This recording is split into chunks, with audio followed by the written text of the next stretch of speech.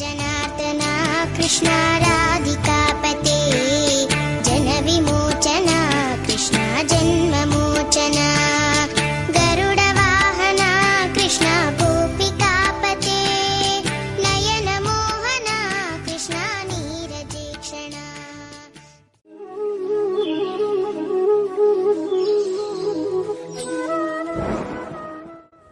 மாந்தாதாவின் வம்சத்தில் தோன்றியவர் திருபந்துரர்.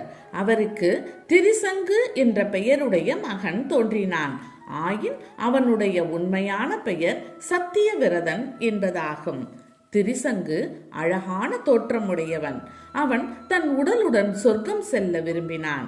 அதை தன் குல குருவான வசிஷ்டரிடம் தெரிவித்தான்.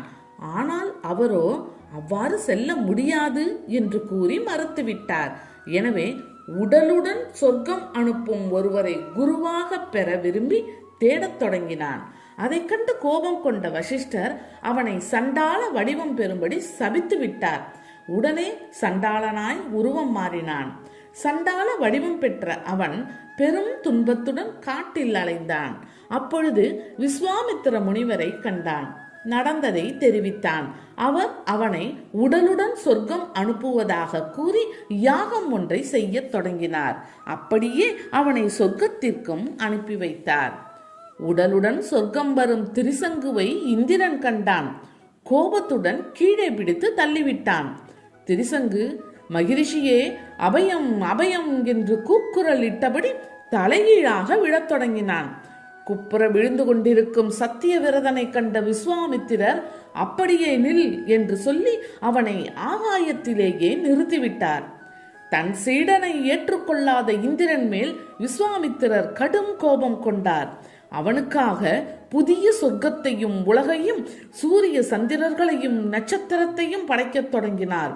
அதை கண்ட தேவர்கள் பயம் கொண்டனர். உடனே ஓடி வந்து விஸ்வாமித்திரரிடம் மன்னிப்பு கேட்டனர். அவருடைய கோபமும் தணிந்தது. உடலுடன் சொர்க்கத்தில் ஏற்றுக்கொள்ள தேவர்களுக்கு விருப்பம் இல்லை. ஆனால் விஸ்வாமித்திரரும் விடுவதாயில்லை. இந்த நிலையில் திரிசங்கு தலைகீழாக நின்று தவித்துக் கொண்டிருந்தான். இந்த நிலைக்கே திரிசங்கு சொர்க்கம் என்று பின்னாளில் பெயர் ஏற்பட்டது. பின்னர் தேவர்கள் விஸ்வாமித்திரரிடம் ஓர் ஒப்பந்தம் செய்து கொண்டனர். திரிசங்குவை ஒரு நட்சத்திரமாய் ஏற்றுக்கொண்டனர். விஸ்வாமித்திரர் மனம் குளிர்ந்தார். திரிசங்கு அன்று முதல் வானத்தில் ஒரு நட்சத்திரமானான்.